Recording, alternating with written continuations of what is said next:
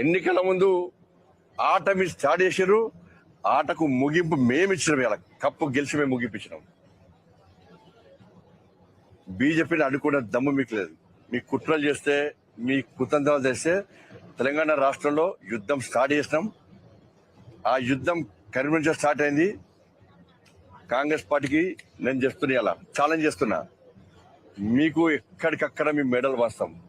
మీరు ఇచ్చిన 6 గ్యారెంటీలు అమలు చేయాల్సిందే. రామచంద్రరావు గారి నేతృత్వంలో ఈ తెలంగాణ రాష్ట్రంలో మేము చేసే యుద్ధానికి దమ్ముంటే మీరు తట్టుకునే కెపాసిటీ దమ్ముంటే మీరు తట్టుకోండి. మీరు కరీంనగర్లో గెలికిరు మమ్మల్ని. కరీంనగర్లో రాకుండా 3 పార్టీలు, అన్ని పార్టీలు కలిసి మీరు అడ్డుకున్నారు. మీరు అందరూ ఒక్కటైన విషయం స్పష్టమైంది. ఇప్పుడు స్టార్ట్ అయింది ఆట, మళ్ళా కొత్త ఆట మళ్ళీ స్టార్ట్ అయింది. ఇస్తాం, దాన్ని కూడా పక్కా ఇస్తాం. మేము పక్కా ముగింపిస్తాం. మిమ్మల్ని వదిలిపెట్టే ప్రసక్తి లేదు.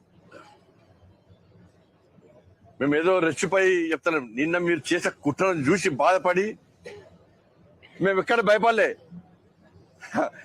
కాంగ్రెస్ వాళ్ళు, బీఆర్ఎస్ వాళ్ళు, ఎంఏ పార్టీలు చూసి నవ్వుకున్నాం. మేము మా క్యాంపులో అందరం నవ్వుకున్నాం. మేము వీళ్ళు గింత పిచ్చోళ్ళ 40 సంవత్సరాలు, గిన్ని సంవత్సరాలు దేశాన్ని పాలించిన కాంగ్రెస్ పార్టీ ఏం ప్లాన్ లేకుండా, అవగాహన లేకుండా ఎట్లా వస్తుంది అనుకున్నారు? బయట పోతే బీఆర్ఎస్ పార్టీ, కాంగ్రెస్ పార్టీ వేరంటారు. కానీ బీఆర్ఎస్ పార్టీ కార్పొరేటర్కు నేను అభినందన చెప్తున్నా.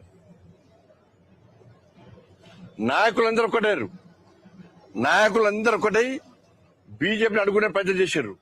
కానీ బీఆర్ఎస్ పార్టీ కార్పొరేటర్ కొంతమంది ప్రసక్తే లేదు. భారతీయ జనతా పార్టీ 30 సీట్లు గెలిచింది. వాళ్ళకు స్వతంత్ర అభ్యర్థులు వారికి మద్దతు ఇస్తున్నారు. వాళ్ళకు 35